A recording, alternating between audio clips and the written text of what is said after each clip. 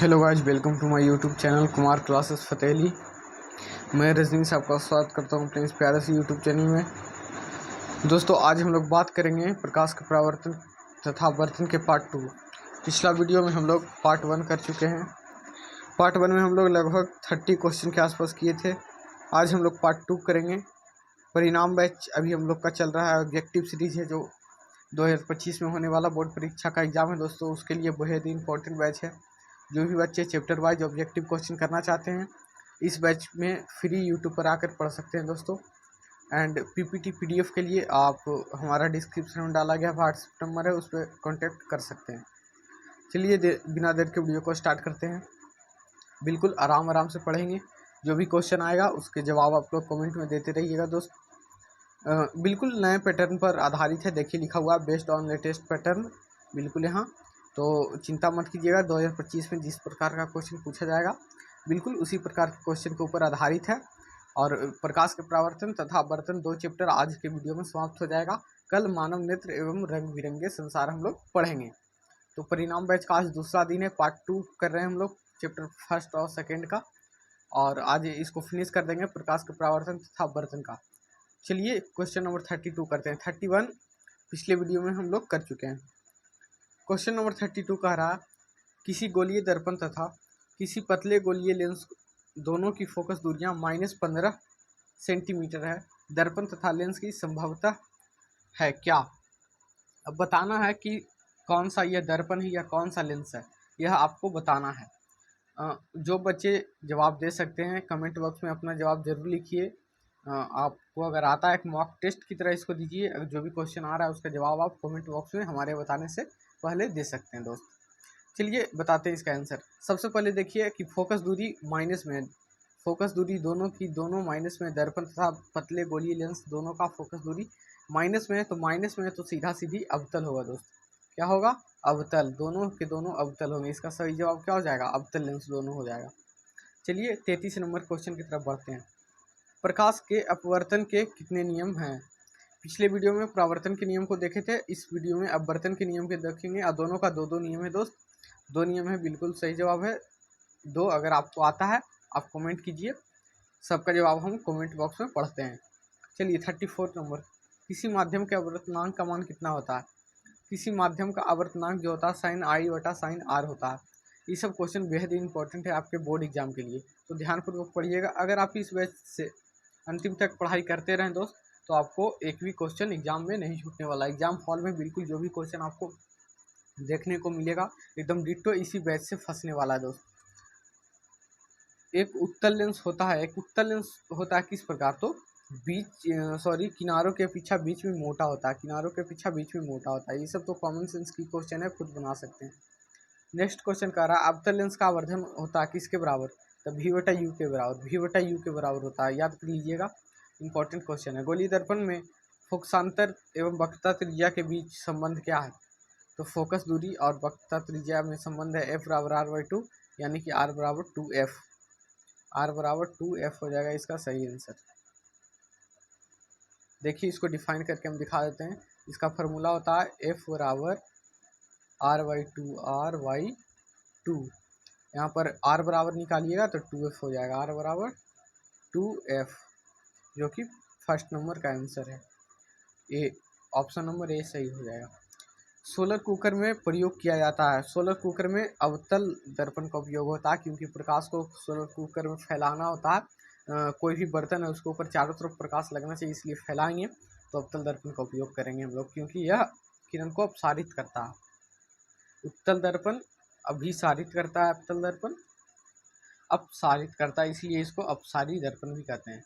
उत्तल लेंस में बना प्रतिबिंब होता है कैसा? उत्तल लेंस है दोस्तों, बना प्रतिबिंब वास्तविक होगा। लेंस की बात करें, उत्तल लेंस वास्तविक होगा, वास्तविक होगा तो उल्टा होगा। ऑप्शन नंबर बी सही जवाब हो जाएगा इसका। चलिए आगे बढ़ते हैं। उत्तल लेंस में जब बीम f और 2f के बीच रखा तब बना प्रतिबिंब कहाँ होगा दोस्त? चलिए आपको बताते हैं। अगर उत्तल लेंस में बीम f और 2f के बीच रखा होगा तो प्रतिबिंब कैसा बनेगा? सबसे कह रहा है बड़ा बनेगा या छोटा बनेगा, वास्तविक बनेगा, छोटा या काल्पनिक, या बड़ा या काल्पनिक। f और 2f के बीच है तो सीधा सीधी आपको मान के चलना है दोस्तों, तो इसका सही जवाब हो जाएगा बड़ा एवं वास्तविक। चूँकि f और 2f के बीच है तो f पर रहता है तो अनंत पर बनेगा, तो अनंत पर बड़ा बनेगा, बहुत बड़ा बनेगा, तो इसलिए f और 2f के बीच है तो बड़ा बनेगा दोस्त, बड़ा और वास्तविक बनेगा। उत्तर लेंस से तो अभी बताएं आपको कि वास्तविक बनेगा। चलिए आगे बढ़ते हैं। आगे कह रहा क्वेश्चन नंबर 41, दो वक्रीय पृष्ठों से घिरे ठोस माध्यम को कहते हैं क्या? दो वक्रीय पृष्ठों से घिरे ठोस माध्यम को क्या कहते हैं? गोलीय लेंस कहते हैं। याद कर लीजिएगा, गोलीय लेंस कहते हैं दोस्त। 42 नंबर क्वेश्चन कह रहा वह गोलीय दर्पण जो बाहर की तरफ वक्रित होता है। गोलीय दर्पण बाहर की तरफ वक्रित होता है, कौन सा? मुड़ा हुआ बाहर की तरफ कौन सा होता? उत्तल दर्पण होता है। चलिए आगे बढ़िए। 43 नंबर कह रहा गोलीय दर्पण के परावर्तक पृष्ठ के केंद्र को दर्पण का कहा जाता है क्या? चलिए अब बताते हैं आपको। कह रहा है गोलीय दर्पण के परावर्तक पृष्ठ है, उसके केंद्र को क्या कहते हैं? ध्रुव कहते हैं। तो आपको अच्छा से पता। चलिए आगे बढ़िए। 43 नंबर कह रहा किसी लेंस द्वारा उत्पन्न आवर्धन का ऐसे मात्रक क्या होता? देखो, आवर्धन का ऐसा मात्रक होता ही नहीं, मात्रक विहीन होता, क्योंकि v बटा जब यू करते हैं तो दोनों में से मीटर जो है ऑटोमेटिक कट जाता है, क्योंकि बटा में भी रहता है, ऊपर नीचे दोनों रहता है मीटर, तो कट जाएगा दोस्त। तो इसलिए मात्रक विहीन होता है। लेंस का जो भी आवर्धन होगा, ध्यान दीजिएगा कि आवर्धन की बात करें तो मात्रक विहीन हो जाएगा। आपको जो भी जवाब आए कमेंट बॉक्स में ABC करके जवाब देते रहिए। 45 नंबर क्वेश्चन कह रहा लेंस के केंद्रीय बिंदु को कहते हैं क्या? लेंस के केंद्रीय बिंदु के क्या कहते हैं? चलिए बता। केंद्रीय बिंदु लेंस की बात करें तो प्रकाशित केंद्र कहते हैं दोस्त। याद रखिएगा, प्रकाशित केंद्र कहते हैं। जो क्वेश्चन आपको नए देखने को मिलेंगे उसको नोट डाउन कर लीजिएगा या स्क्रीनशॉट लेकर के रख लीजिएगा, बोर्ड एग्जाम में काम आने वाले हैं, रिवाइज करने के लिए भी काम आएंगे। तो चैप्टर वाइज जो भी रिवीजन करना चाहता है, ऑब्जेक्टिव क्वेश्चन करना चाहता है, इस बैच के बारे में बताइए, शेयर कीजिए का। और पार्ट 1 इसका कल आ गया है। अगर आप लोग अभी नए हैं चैनल पर और इस वीडियो को फर्स्ट देख रहे हैं तो पार्ट 1 को आप लोग इसके बाद ज़रूर देख लीजिएगा जा करके। और आगे का भी वीडियो आते रहेगा। कल मानव नेत्र का वीडियो आएगा। इसमें पहले हम सभी सब्जेक्ट का, क्लास 10th के सभी सब्जेक्ट का चैप्टर वाइज ऑब्जेक्टिव करेंगे दोस्तों। सभी सब्जेक्ट का करेंगे, ऑल सब्जेक्ट का करेंगे दोस्त। टेंशन की आपको लेने की कोई बात नहीं है, ऑल सब्जेक्ट का करेंगे हम लोग। और बिल्कुल इसके बाद जैसे ही रिस्पॉन्स आपका अच्छा आएगा सब्जेक्टिव क्वेश्चन में लग जाएंगे हम लोग। चलिए देखिए, 46 नंबर क्वेश्चन कह रहा कि किसी शब्दकोश में पाए गए छोटे अक्षरों को पढ़ने के लिए, छोटे अक्षर को पढ़ते समय आप निम्न में से कौन सा लेंस पसंद कीजिएगा? देखिए, छोटे अक्षर को पढ़ने के लिए बड़ा दिखने वाला लेंस चाहिए हमको। तो लेंस बड़ा कौन दिखाता है? अवतल दिखाता है, तो 50 सेंटीमीटर का फोकस दूरी वाला अवतल लेंस होगा। इसका सही जवाब क्या हो जाएगा? अवतल लेंस 50 सेंटीमीटर वाला। चलिए आगे बढ़ते हैं। इनमें कौन सा दर्पण का सूत्र? दर्पण सूत्र वेरी इंपॉर्टेंट क्वेश्चन है दोस्त। दर्पण का सूत्र की बात करें, बहुत ही इंपॉर्टेंट क्वेश्चन है। 1/v + 1/u = 1/f, और बीच में अगर माइनस लगा दिया गया तो हो जाएगा लेंस सूत्र में सिर्फ बीच में माइनस लग जाता है और कोई भी अंतर नहीं है। चलिए, गोलीय दर्पण का वक्रता केंद्र को किस अक्ष से निरूपित किया जाता है? गोलीय दर्पण है, उसका वक्रता केंद्र है तो सी मतलब सेंटर।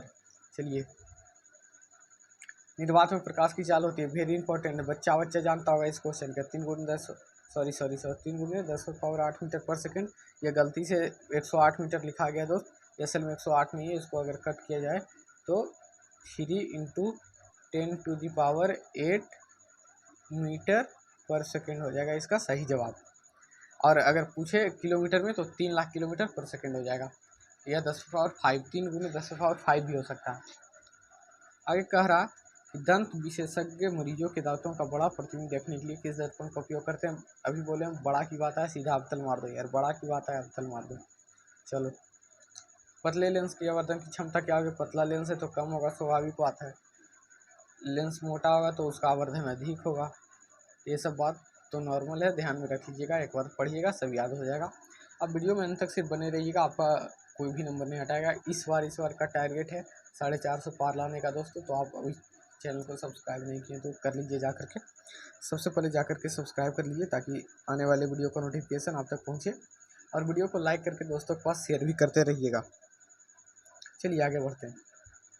कह रहा कि अवतल दर्पण के ध्रुव और फोकस दूरी के बीच रखे बीम का प्रतिबिंब कैसा होता है? देखो भाई, कह रहा है कि अवतल दर्पण के फोकस दूरी, हाँ तो कह रहा कि अवतल दर्पण है। क्या है दर्पण? कौन सा दोस्त? अवतल है। अवतल दर्पण में आप देख लीजिएगा, बहुत सारा क्वेश्चन याद करने का दिया हुआ, प्रतिबिंब कहाँ पर बनेगा, कैसे बनेगा, सारा कुछ। तो अवतल दर्पण में ध्रुव और फोकस के बीच जो वस्तु रखा हुआ होगा उसका जो प्रतिबिंब बनेगा आभासी बनेगा। आभासी प्रतिबिंब हमेशा सीधा होता है। Option number V is correct answer हो जाएगा, ऑप्शन नंबर B करेक्ट हो जाएगा। आगे बढ़िए। 54 नंबर क्वेश्चन कह रहा है दोस्त, 54 नंबर क्वेश्चन कह रहा है हमारा कि उत्तल लेंस का प्रकाशित केंद्र और मुख्य फोकस के बीच रखे बीम का प्रतिबिंब किस प्रकृति का होगा। तो आभासी उल्टा होगा। एक और देख लीजिएगा जाकर के आप लोग, आभासी उल्टा होगा, याद करने वाला चीज़ है। अवतल दर्पण के मुख्य फोकस पर रखे बीम का प्रतिबिंब किस स्थिति होती है। सॉरी, एक बार फिर से पढ़ते हैं क्वेश्चन को। अवतल दर्पण, देख लीजिए दर्पण अवतल है, मुख्य फोकस पर रखे बीम का प्रतिबिंब किस स्थिति होती है। मुख्य फोकस पर रखा बीम है तो अनंत पर होगा। चलिए आगे बढ़िए। उत्तल लेंस के मुख्य फोकस पर रखे प्रतिबिंब की स्थिति होती है। उत्तल लेंस हो अवतल लेंस हो सब अनंत पर होगा, क्योंकि बीम कहाँ है, फोकस पर। याद करने वाला चीज़ है, याद कर लीजिएगा ये सब। अब कह रहा है अगला क्वेश्चन कि अवतल लेंस में मुख्य फोकस, अब देखिए मुख्य फोकस पर रखे बीम का प्रतिबिंब कैसा होगा। अवतल लेंस की बात किया है दोस्तों, अवतल लेंस की बात किया तो प्रकाशित केंद्र तथा फोकस के बीच होगा, प्रकाशित केंद्र तथा फोकस के बीच। आगे बढ़िए। अवतल लेंस के सामने अनंत पर रखे बीम का प्रतिबिंब किस स्थिति में बनता है। अनंत पर रखेगा तो फोकस पर बनेगा दोस्तों, अनंत पर रखेगा तो फोकस पर बनेगा। Option number B. अवतल दर्पण के सामने अनंत पर रखे बीम का प्रतिबिंब किस स्थिति में बनता है। अनंत पर रखेगा तो फोकस पर बनेगा, अनंत पर रखेगा तो इसका सही जवाब क्या हो जाएगा, फोकस पर होगा सही जवाब। जब भी बात अनंत की आए तो फोकस पर आंसर मार दीजिएगा आप लोग, कुछ नहीं समझ में आए तो। अब आइए 60 नंबर क्वेश्चन कह रहा है लेंस के प्रकाशित केंद्र से गुजरने वाली प्रकाश किरणें अपवर्तन के पश्चात। देखिए लेंस के प्रकाशित बिंदु से जब भी कोई किरण गुजरेगा तो 7 रंगों में विभक्त हो जाएगा दोस्त। लेंस के प्रकाशित बिंदु से जब भी कोई प्रकाश गुजरेगा तो 7 रंगों में विभक्त हो जाता है। चलिए आगे बढ़ते हैं। 61 कह रहा है कि मुख्य फोकस से गुजरने वाली प्रकाश की किरण उत्तल लेंस से अपवर्तन के पश्चात।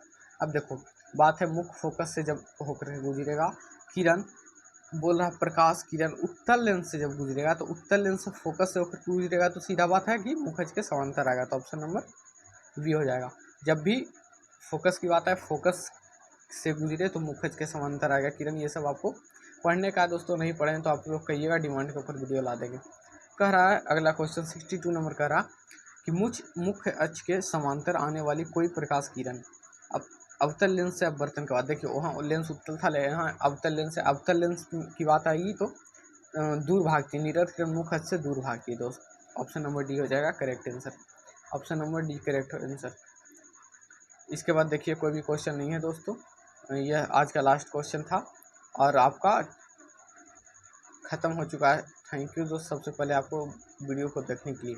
उसके बाद बात करते हैं कि आपका जो भी चैप्टर था ख़त्म हो चुका है, प्रकाश का परावर्तन तथा अपवर्तन, और यह दोनों चैप्टर आपको 2 दिन में समाप्त हम कर दिए हैं। लगभग 62 क्वेश्चन पूरे इसमें था और हमने पूरा ऑब्जेक्टिव कवर कर लिया है। इससे बाहर एक भी ऑब्जेक्टिव नहीं आएगा बोर्ड एग्जाम में दोस्त। अगर आप हमारे चैनल पर नए हैं तो सबसे पहले चैनल को सब्सक्राइब कर लीजिए, जा करके बेल आइकन प्रेस करके नोटिफिकेशन को ऑल पर सेट कर लीजिए ताकि आने वाले वीडियो का नोटिफिकेशन सबसे पहले आप तक पहुंचे दोस्तों।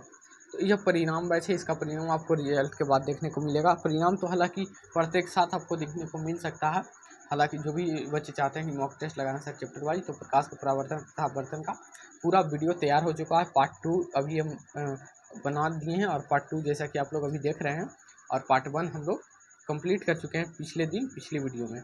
आप लोग जा करके चैनल से उस वीडियो को देख सकते हैं वीडियो सेक्शन में। आज के लिए इतना ही दोस्तों, अगले वीडियो में फिर मिलते हैं, एक नई उत्साह, नई जानकारी, नई जोश के साथ मिलते हैं।